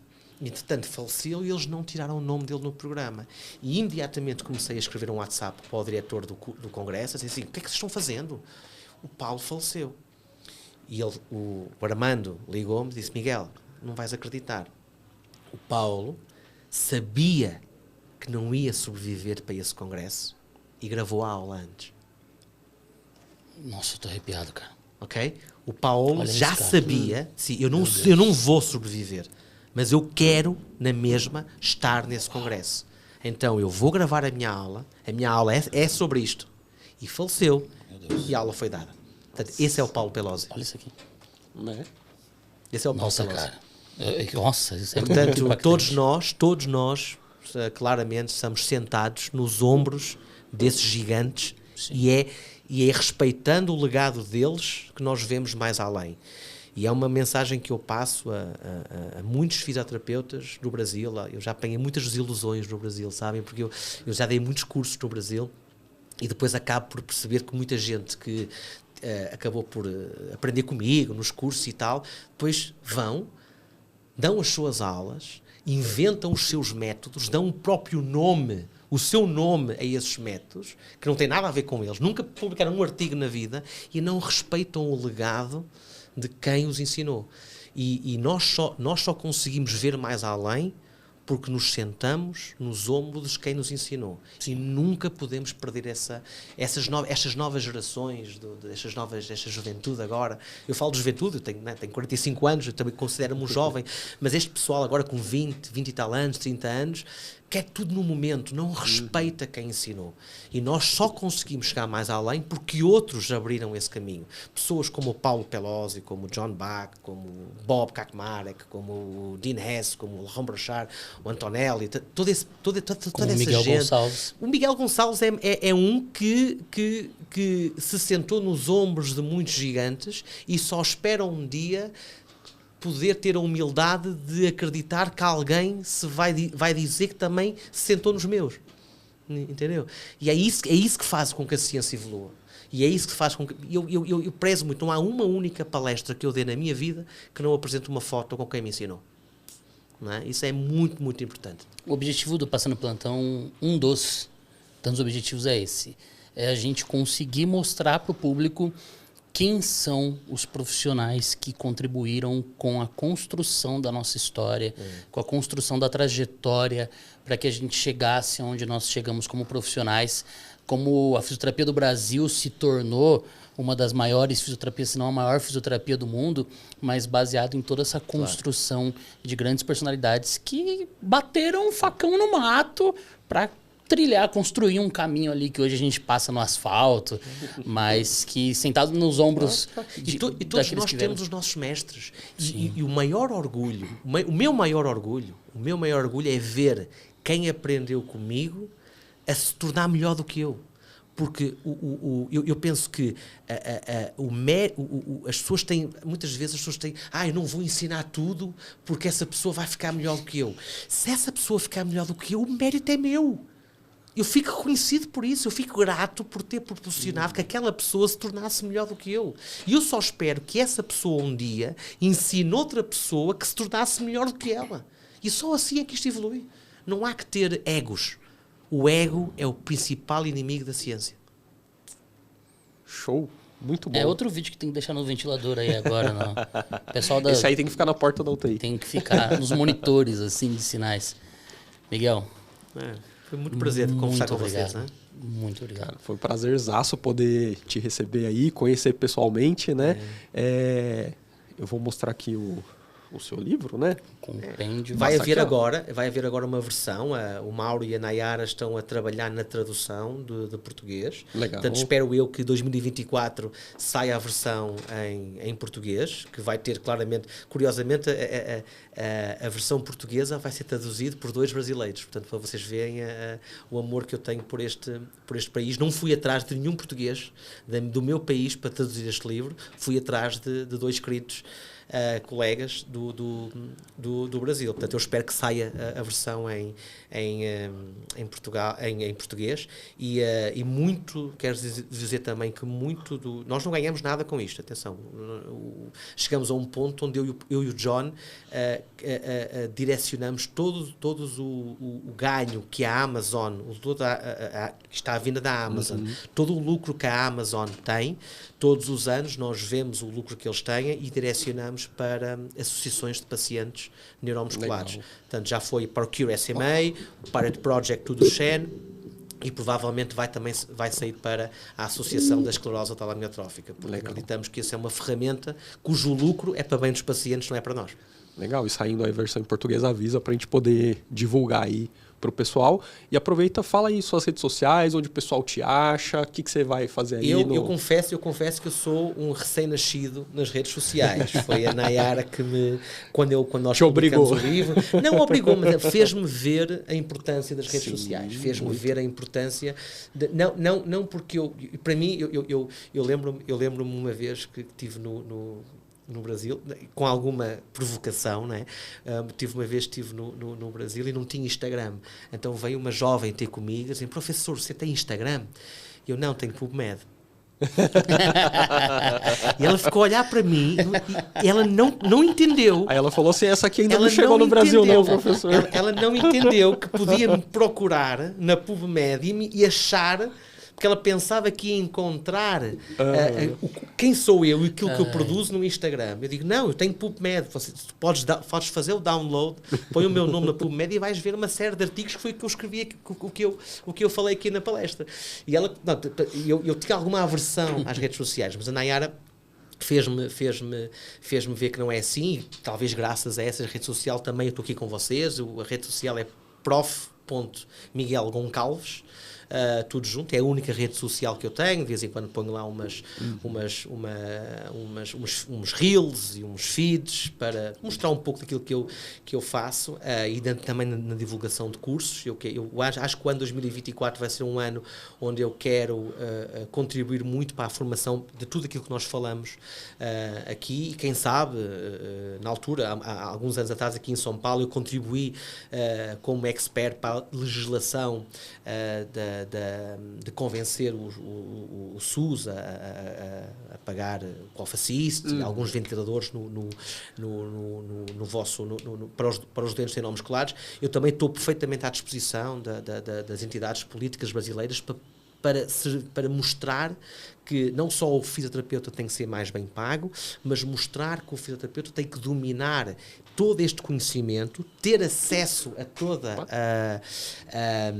o material, convencer a indústria a entrar dentro das UTIs, e eu acho que tudo isto é um processo. Eu espero dar grandes contribuições em 2024 e conto com vocês dois também para se juntarem a nós neste movimento antitráqueo no Brasil. Eu acho que se nós conseguimos chegar a 2030, em que a fisioterapia respiratória do Brasil consiga diminuir 30%, o projeto 30-30, 30% de redução de tráqueos até 2030, eu acho que nós vamos ganhar muito, e vocês aí sim vai ser a cereja no topo do bolo para a vossa importância como exemplo no mundo na área da fisioterapia respiratória. Essa mesa está à disposição para a gente sempre estar discutindo isso aqui e refomentando esse debate para os profissionais entenderem a importância. Inclusive, quando voltar, avisa a gente aí para a gente marcar aquela conversa.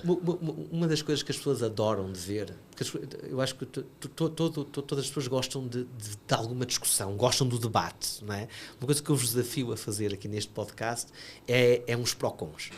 Um debate pró-con, né? Portanto, ventilação contínua, VNI versus tráqueo. Eu já fiz esse debate com muitos. E é sempre divertido, porque eu fico talvez um pouco mais convencido da importância da tráquea, nomeadamente no paciente neurocrítico, não é? Portanto, o paciente com TCE, que às vezes precisa, não é? E a pessoa que defende a tráquea fica um pouco mais não invasiva, não é? E eu acho que nós conseguimos... Equilibra. Não é? A frase final é: eu acho que nós conseguimos mudar o mundo tirando uma tráquea de cada vez. Boa. Como que é? Plante uma árvore e tire uma tráquea. Isso. Vai ser o slogan de 2024 aí, ó. Exatamente. Muito obrigado pela honra estar aqui com vocês. A honra é toda nossa, Imagina, a Miguel. honra é toda nossa. Obrigado aí pela participação. Mesmo tendo uma intercorrência, tomando chuva. chuva. Uma molha de chuva. Acho que tinha que vir aqui quase de bermuda, mas cheguei. Última pergunta. Qual equipa no relvado brasileiro que tu torce? Cara, agora estás-me a colocar numa posição muito desconfortável, porque eu... Ok, vamos lá ver Se uma falar coisa. Corinthians, a gente corta a transmissão antes. Não. Vamos fazer uma coisa. Eu vou dizer que sou palmeirense em São Paulo, que sou Fortaleza no Ceará, que Para não criar... sou Flamengo no Rio, e acho que é só. E o Palmeiras a gente já sabe por quê, né? Não, quase nenhum conflito aí. Vamos... Eu acho que o Abel ainda vai merecer uma estátua em São Paulo. Né? O quê? Vai, Já falei que tem que mudar o nome da cidade para a cidade Abel Ferreira.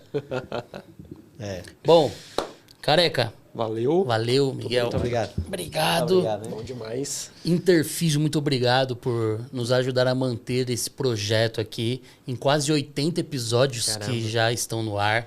Então é sempre um prazer estar sendo acompanhado por uma instituição como a Interfísio, no qual nós fazemos parte do corpo docente. É um prazer gigantesco poder Que este podcast transforma em programa de televisão. Por favor, vai ser um prazer a gente ampliar essa discussão da saúde aí para mais pessoas. Muito bom. Mais uma vez agradecer o Miguel, um prazer poder, depois de acompanhar tantos anos aí pela internet, conhecer ele, poder conversar pela rede social PubMed. Pela PubMed. Essa daí vai estar chegando no Brasil já, fiquei sabendo. E agradecer vocês aí que continuaram aí com a gente. Não esquece de deixar aquele joinha, deixar o like, se inscrever no canal e acompanhar a gente. Segunda-feira que vem temos mais, às 19 horas, como sempre. É isso, galera. Não esqueçam que também estamos no Spotify, Deezer, Amazon Music e Google Podcasts. Você de Portugal que está nos assistindo, seja muito bem-vindo. Se inscreva também no canal. É um prazer poder compartilhar um pouco da nossa realidade brasileira com vocês. E também mandem mais pessoas de Portugal para conversarem conosco. É sempre um prazer a gente... E o Portugal está aberto. Eu e muitos colegas estamos abertos a receber fisioterapeutas no nosso país, que só vêm acrescentar qualidade e vêm nos ensinar muito. Portanto, eu acho que quanto mais brasileiros vierem para Portugal como fisioterapeutas, mais acelera o nosso processo de um dia podemos ambicionar chegar onde vocês estão. Em 2025, passando Plantão Podcast ao vivo, direto do Hospital São João no Isso! Porto. Gente, obrigado. Sigam @Ivens Giacomassi, @prof.miguel Goncalves. Sigam @Passando Plantão Podcast em todas as redes sociais, @Augusto Cruz Fisioterapia, @Abia Salgueiro e @Amanda Reis Fisioterapia em todas as redes sociais. Como o Ivens disse, nos vemos segunda-feira que vem. Um abraço. Falou.